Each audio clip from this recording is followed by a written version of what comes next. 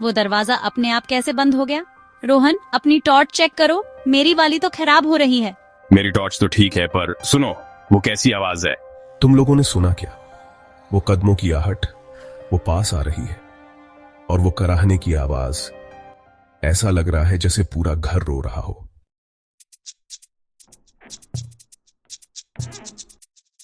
डर के बावजूद हम हवेली के दम घोंटने वाले माहौल में और अंदर चले गए। रोहन आगे आगे था, उसकी टॉर्च की रोशनी अंधेरे में रास्ता बना रही थी, और प्रिया और मैं उसके ठीक पीछे थे।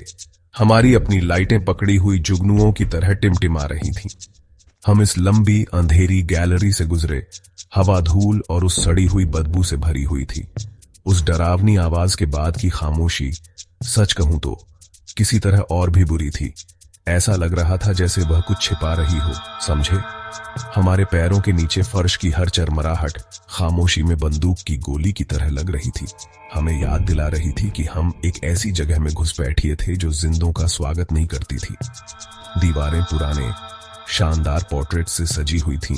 सभी किसी पुराने जमाने के फैशन में ढके हुए थे।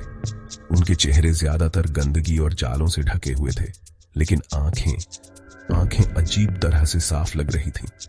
जैसे ही टॉर्च की रोशनी उन पर पड़ी, वे पेंट की हुई आंखें एक अजीब, लगभग शैतानी रोशनी से चमक उठीं, जैसे वे हमारी हर हरकत पर नजर रख रही हो। मैं कसम खाता हूं, मैंने एक पोर्ट्रेट देखा, एक सख्त दिखने वाला आदमी जिसकी बड़ी मूछें थीं। जैसे ही हम गुजरे, उसने धीरे से अपना सिर हिलाया।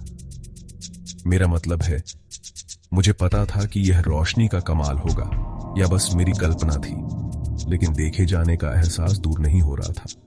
इससे मेरे रोंगटे खड़े हो गए। इन पेंटिंग्स को देखो, ऐसा लगता है जैसे वे हमें देख रही हैं। और ये शीशा, ये हॉल के आखिर में है, बड़ा और शानदार, लेकिन शीशा पूरा टूटा हुआ और धुंधला है। एक पल के लिए, जैसे ही मेरी टॉर्च की रोशनी उस पर पड़ी, मैंने कुछ ऐसा देखा जिससे मेरा खून जम गया। शीशे में प्रिया के ठीक पीछे एक परछाई जैसी आकृति की हल्की पारदर्शी रूपरेखा दिखाई दी। ये केवल एक पल के लिए था, जैसे दुख और द्वेष की एक झलक, इससे पहले कि वह गायब हो जाए। जो बचा था वह केवल हमारे अपने डरे हुए चेहरे थे जो हमें घूर रहे थे। अर्जुन, शांत हो जाओ। यह हमारी अपनी परछाई होगी, टूटे हुए शीशे से विकृत। नैरेटर, लेकिन प्रिया के शब्दों में विश्वास नहीं था। उसकी आवाज ने एक तनाव को उजागर किया जिसे वह छुपा नहीं सकती थी। देखे जाने का एहसास निर्विवाद था। एक स्पष्ट दबाव उनकी पीठ पर पड़ रहा था।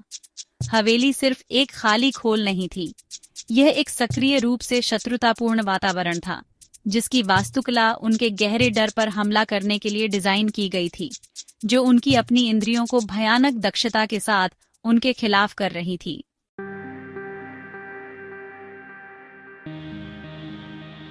प्रिया, सीरियसली, शायद हमें अब वापस मुड़ जाना चाहिए। नहीं अर्जुन, हम इतनी दूर आ गए हैं। नैरेटर, अर्जुन की घबराई हुई वापस जाने की रिक्वेस्ट को इग्नोर करते हुए प्रिया ने एक भारी ओक का दरवाजा खोला, जिससे एक बहुत बड़ा खराब ड्राइंग रूम दिखा। यह कभी हवेली का दिल रहा होगा, एक ऐसी जगह जहां गर्माहट और सोशल गैदरिंग होती थी, लेकिन अब यह भूले हुए शान का मकबरा था। धूल की एक मोटी परत ने सब कुछ ढक रखा था, जिससे उनके कदमों की आवाज दब गई और उनकी टॉर्च की रोशनी भी निगल गई। चांदनी गंदी खिड़कियों से अंदर आने के लिए स्ट्रगल कर रही थी, जिससे लंबी अजीब परछाइयां बन रही थीं, जो कमरे के कोनों में घूम रही थीं और नाच रही थीं। बीच में एक ग्रैंड पियानो खड़ा था। उसकी कीज पीली पड़ गई थीं और कई टूटी हुई थीं। ऐसा लग रहा था जैसे उसे दशकों पहले गाने के बीच में ही छोड़ दिया गया हो। कमरा भूली हुई यादों के गोश्तों से भरा था। एक बड़ी महोगनी टेबल पर कागज बिखरे हुए थे। उनकी स्याही इतनी फीकी पड़ गई थी कि पढ़ा नहीं जा सकता था, और एक सजावटी चांदी का इंकवेल एक तरफ पड़ा था, जिससे एक गहरा दाग सूखे खून की तरह फैल रहा था। हे, उस कोने में उस चेस्ट को देखो, ये बहुत बड़ा है और ये मुझे नहीं पता, थोड़ा डरावना लग रहा है। ऐसा लग रहा है जैसे इससे एक अजीब ठंडी फीलिंग आ रही है।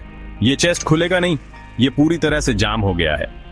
नैरेटर रोहन ने लॉक खोलने की कोशिश छोड़ दी। उसका ध्यान टेबल पर रखे कागजों पर चला गया। ज्यादातर कागज कमजोर थे और छूने पर टूट जाते थे, लेकिन ढेर के नीचे एक चीज अच्छी कंडीशन में थी, एक छोटी चमड़े की बाउंड डायरी। उसका कवर धूल की मोटी परत से ढका हुआ था। उसने उसे सावधानी से उठाया। उसकी सतह से धूल का एक बादल उड़ाया। चमड़ा ठंडा और कड़ा था, और जैसे ही उसकी उंगलियां उस पर लगीं, उसे अचानक अजीब सी उदासी महसूस हुई, गहरी निराशा की एक लहर जो उसकी अपनी नहीं थी।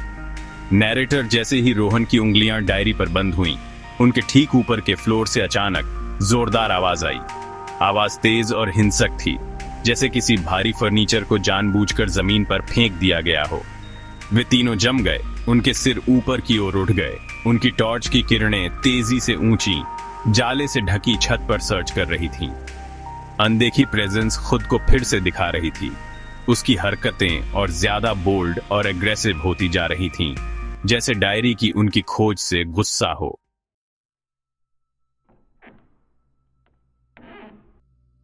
वो क्या था? नैरेटर प्रिया की आवाज मुश्किल से सुनाई दे रही थी। आवाज ठीक ऊपर से आई थी, एक साफ और अनएम्बिगुअस संकेत कि वे अकेले नहीं थे। हवेली, जो लाइट और साउंड की सबटल ट्रिक्स से उनके साथ खेल रही थी, अब एक रॉ फिजिकल पावर दिखा रही थी। क्रैश इतना तेज, इतना डिलिबरेट था कि इसे पुराने घर की सेटलिंग कहकर डिसमिस नहीं किया जा सकता था। यह एक चेतावनी थी, एक साफ मैसेज उन्हें जाने के लिए, आगे न जाने के लिए कह रहा था। वो ऊपर से आया था। हमें देखना होगा कि वो क्या था। नैरेटर रोहन हिचकिचाया। उसका हाथ अभी भी ठंडी लेदर बाउंड डायरी को पकड़े हुए था। वो चीज उसके हाथ में अजीब तरह से सिग्निफिकेंट लग रही थी। मिस्ट्री की एक चाबी और शायद आत्मा के गुस्से का सोर्स। उसका एक हिस्सा चीख रहा था भागने के लिए, इस शापित जगह से भागने और कभी पीछे मुड़कर न देखने के लिए, लेकिन उसकी क्यूरियोसिटी ज्यादा मजबूत थी। काव्या की कहानी, वो लड़की जिसकी आत्मा इन हॉल्स में भटकती थी, अब सिर्फ एक गांव की लेजेंड नहीं थी। ये भयानक रूप से रियल होती जा रही थी। रुको, हमें जानना होगा कि काव्या के साथ क्या हुआ। हमें उसकी कहानी समझनी होगी। शायद उसकी आत्मा को शांति चाहिए। नैरेटर, उसने ध्यान से डायरी खोली। उसके नाजुक पन्ने प्रोटेस्ट में चटक रहे थे। अंदर की हैंडराइटिंग एलिगेंट पर फ्रैंटिक थी। स्याही कुछ जगहों पर आंसुओं से फैली हुई थी। पहली एंट्री डेटेड थी। पीले पड़े कागज पर नंबर साफ दिख रहे थे। 15 अगस्त 1975। मेरा नाम काव्या है। मेरे पिता ने मुझे इस हवेली में बंद कर दिया है क्योंकि मैंने उनकी इच्छा का उल्लंघन करने की हिम्मत की।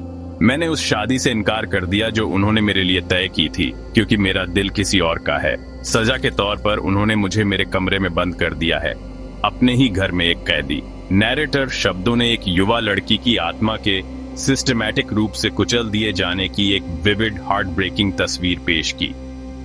रोहन ने पढ़ना जारी रखा। काव्या के दुख के बोझ से उसकी आवाज भारी हो गई।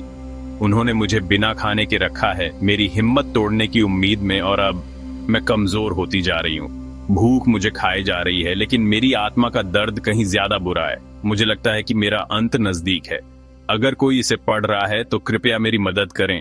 कृपया मेरी आत्मा को पत्थर और दुख की इस जेल से आजाद करें। नैरेटर अंतिम शब्द दशकों पहले की एक डेस्परेट प्ली थी। अतीत से एक गोस्टली हाथ बाहर निकलकर मदद मांग रहा था, एक ऐसी आजादी के लिए भीख मांग रहा था जो कभी नहीं मिली थी।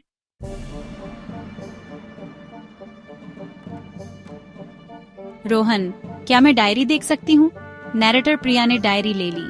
उसका स्केप्टिसिज्म चला गया, एम्पैथी उमड़ पड़ी। फुसफुसाहट और ठंडी जगहें अब मीनिंगफुल थीं। वे काव्या का दर्द थीं, जो पूरे घर में गूंज रहा था। नैरेटर हवेली उसके दुख से भरी हुई थी। हर सतह उसकी एगनी का सबूत थी। यार, ये सिर्फ एक भूत की कहानी नहीं है, वह सच में यहां फंसी हुई थी, अलोन। नैरेटर, अर्जुन का डर उदासी में बदल गया। काव्या की उम्मीदों को मुरझाते हुए इमेजिनिंग कर रहा था। घर कंप्लिसिट लग रहा था। उसकी भव्यता उसके सफरिंग का मजाक उड़ा रही थी। नैरेटर गोस्टली मोन एक धमकी नहीं थी, बल्कि निराशा की एक चीख थी जो दशकों से गूंज रही थी। उसकी प्ली, मेरी आत्मा को आजाद करो, अब उनकी जिम्मेदारी थी।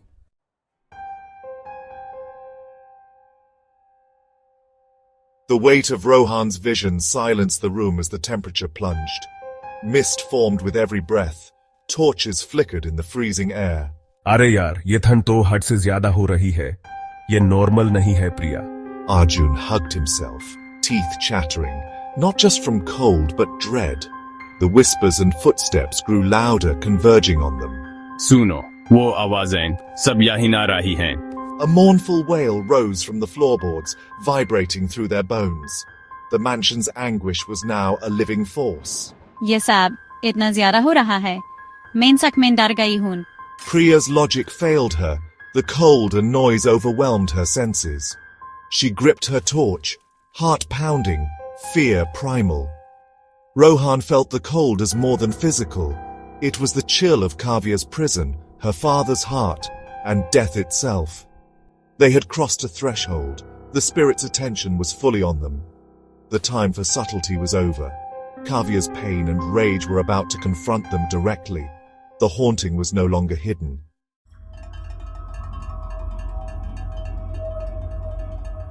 A cold, blue-white light glowed atop the grand staircase, growing in intensity. The noises ceased, replaced by a dead silence. खाया हो रहा है ये रोशनी। देखो, सब कुछ चुप हो गया है। मुझे लगता है वो आ रही है। All eyes locked on the stairs, dread and curiosity mixing. A translucent girl in a tattered white dress descended, her movements graceful yet sorrowful. ये तो काव्या है, बिल्कुल वैसे ही जैसे मैंने अपने विजन में देखा था। Her form flickered, the cold intensifying as she approached. Her face was a mask of tragedy, eyes hollow and weeping black tears. This was not just a spirit, but the embodiment of heartbreak and betrayal. A deep haunting wail, pure agony. She stopped at the drawing room entrance, her gaze sweeping over them. No recognition, only endless suffering. Her mouth opened, releasing a chilling wail that shook the room. The torches flickered, windows rattled. Kavya's ghost had appeared, not as a whisper, but as a sorrowful queen in her decaying kingdom.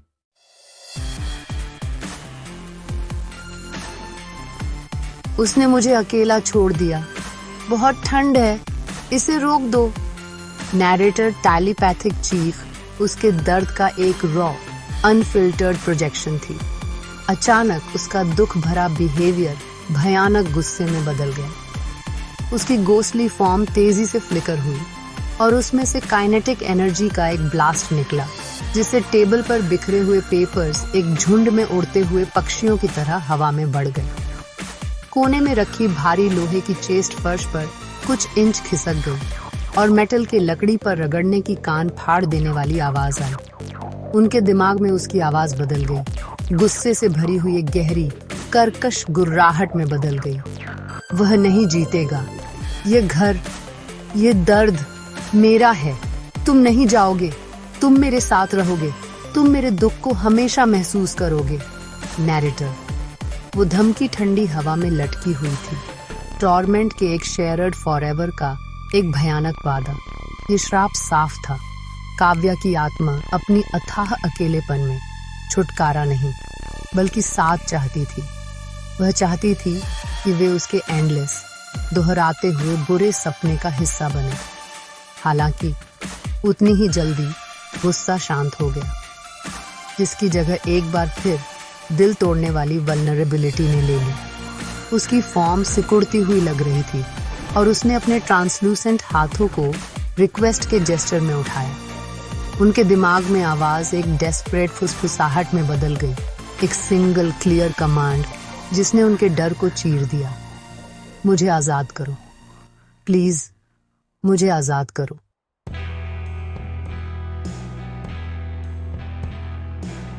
संदूक! उसके पिता ने उसे बंद कर दिया था, लेकिन शायद उन्होंने उसकी कोई चीज भी बंद कर दी थी, कुछ ऐसा जिसमें उसकी पहचान, उसकी उम्मीद थी। नैरेटर ये एक बेताब अनुमान था, भरोसे की एक छलांग, लेकिन उनके पास यही एकमात्र लीड थी। प्रिया और अर्जुन ने रोहन से संदूक की तरफ देखा। उनके डरे हुए चेहरों पर एक नया नाजुक मकसद दिख रहा था। इस अचानक इंट्यूशन से गाइड होकर वे भारी संदूक के पास गए।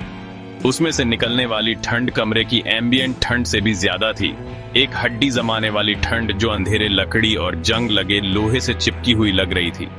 ताला पुराना और मजबूत था, लेकिन जैसे ही प्रिया ने उसे छूने के लिए हाथ बढ़ाया, उसने कुछ ऐसा देखा जो रोहन ने अपनी पिछली कोशिश में मिस कर दिया था। कोई चाबी का छेद नहीं था, इसके बजाय एक छोटा छिपा हुआ कुंडी गंदगी और जंग की एक परत के नीचे छिपा हुआ था। कांपती उंगलियों से उसने गंदगी साफ की और मैकेनिज्म को दबाया। एक जोर से धातु की क्लिक हुई और भारी ताला एक कराह के साथ खुल गया। एक साथ दृढ़ प्रयास से उन्होंने भारी ढक्कन को ऊपर उठाया। अंदर से निकली हवा बासी और पुरानी थी, जिसमें सूखे फूलों और पुराने पार्चमेंट की हल्की मीठी गंध थी। अंदर फीके मखमली बिस्तर पर खजाना नहीं था, बल्कि एक जवान लड़की के जीवन की साधारण मार्मिक यादें थीं। रिबन से बंधे पत्रों का एक छोटा बंडल था, एक दबा हुआ गुलाब जो बहुत पहले धूल में बदल गया था, और एक अकेला अलंकृत चांदी का लॉकेट। जैसे ही उनकी मशाल की रोशनी लॉकेट पर पड़ी, वह एक हल्की अंदरूनी रोशनी से धड़कने लगा और काव्या की गोश्तियां आकृति ने एक नरम, दुख भरी आह भरी। उसकी खोखली आंखें उस चीज पर टिकी हुई थीं।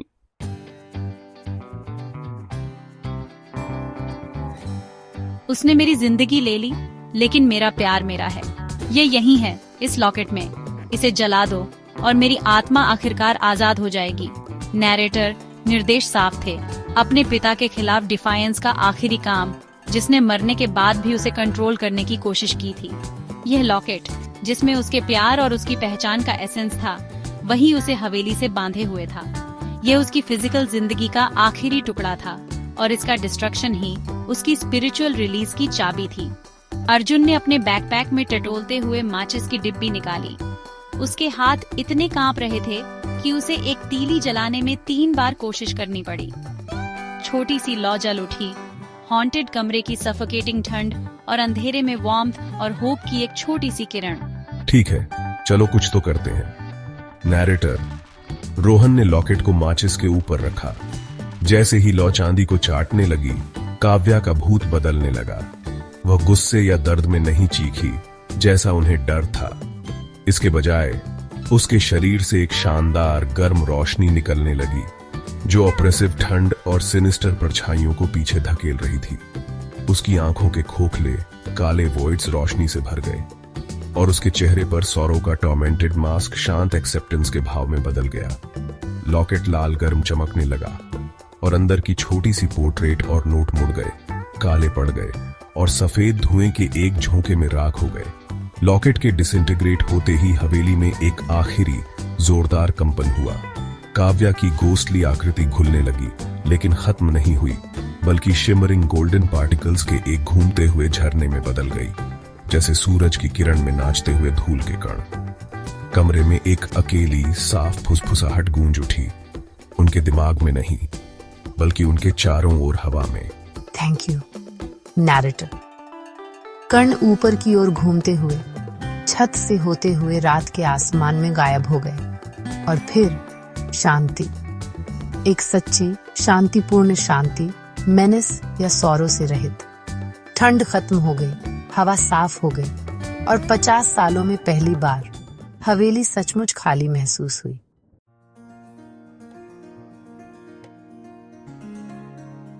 क्या ये सच में खत्म हो गया? मुझे लगता है कि हाँ, वो चली गई है। यार, मैं अपनी लाइफ में कभी दूसरा घोस्ट नहीं देखना चाहता। नैरेटर, वे अंधेरे कॉरिडोर से वापस गए, लेकिन एटमॉस्फियर पूरी तरह से बदल गया था। दीवारों पर लगे पोर्ट्रेट्स अब उन्हें बुरी नजर से नहीं देख रहे थे। वे बस पुरानी पेंटिंग्स थीं। उनके सब्जेक्ट्स टाइम में जमे हुए थे, एक ऐसी हिस्ट्री के साइलेंट विटनेस जो अब खत्म हो चुकी थी। शैडोज अब अनसीन थ्रेड्स के साथ करवटें नहीं ले रही थीं, बल्कि कोनों में स्थिर और हार्मलेस पड़ी थीं। यहां तक कि हॉल के एंड में क्रैकड मिरर में भी सिर्फ उनके थके हुए, धूल से सने चेहरे दिख रहे थे। हवेली खोखली लग रही थी, उसकी आत्मा आजाद हो चुकी थी। पीछे कुछ नहीं बचा था सिवाय डिकेइंग लकड़ी और पत्थर के एक खोल के, एक ऐसी कब्र जो फाइनली अपने बेचैन ऑक्यूपेंट से खाली थी। बाहर निकलते हुए उन्होंने बड़ा सामने का दरवाजा खुला पाया, जाने का एक साइलेंट इनविटेशन। वो ऑप्रेसिव फॉग जो ग्राउंड से चिपका हुआ था उठ चुका था, जिससे अब डॉन की पहली हल्की रोशनी से भरा आसमान दिख रहा था। हवा ताजी और साफ थी, जिसमें गीली मिट्टी और गीली पत्तियों की खुशबू थी, अब दुख से टेंटेड नहीं थी। जैसे ही वे चले, उन्होंने एक आखिरी बार भूतिया हवेली को पलट कर देखा। वह सुबह के आसमान के खिलाफ अभी भी ग्रिम और इम्पोजिंग लग रही थी, एक दुखद पास्ट का स्मारक, लेकिन डर का ऑरा चला गया था। अब वह सिर्फ एक घर था, दुखद यादों की जगह, लेकिन एक्टिव टॉर्मेंट की जगह नहीं। चलो घर चलते हैं। नैरेटर जैसे ही वे ड्राइव कर रहे थे, हवेली को उसकी शांत नींद में छोड़कर दोस्तों ने अपने टेरिफाइंग ऑर्डियल पर रिफ्लेक्ट किया। उन्होंने सिर्फ एक लोकल लेजेंड को कंफर्म नहीं किया था, वे उसका एक पार्ट बन गए थे। दर्द और इनजस्टिस की एक स्टोरी का फाइनल चैप्टर प्रोवाइड कर रहे थे। काव्या की स्पिरिट फ्री थी, उसका दुख फाइनली खत्म हो गया था, लेकिन एक्सपीरियंस हमेशा के लिए उनके दिमाग में एच्ड रहेगा। हवेली अब साइलेंट हो सकती है, लेकिन उसकी फुसफुसाहटें उनकी यादों में गूंजेंगी। उन्होंने एक श्राप के दिल में कदम रखा था और इस गहरी समझ के साथ उभरे थे कि कुछ मिस्ट्रीज सिर्फ डिबंक की जाने वाली कहानियां नहीं हैं, बल्कि हील किए जाने वाले दुख हैं, एक लिंगरिंग सवाल छोड़ते हुए। और कितनी जगहों पर ऐसे सीक्रेट्स छिपे हैं, किसी के सुनने का इंतजार कर रहे हैं।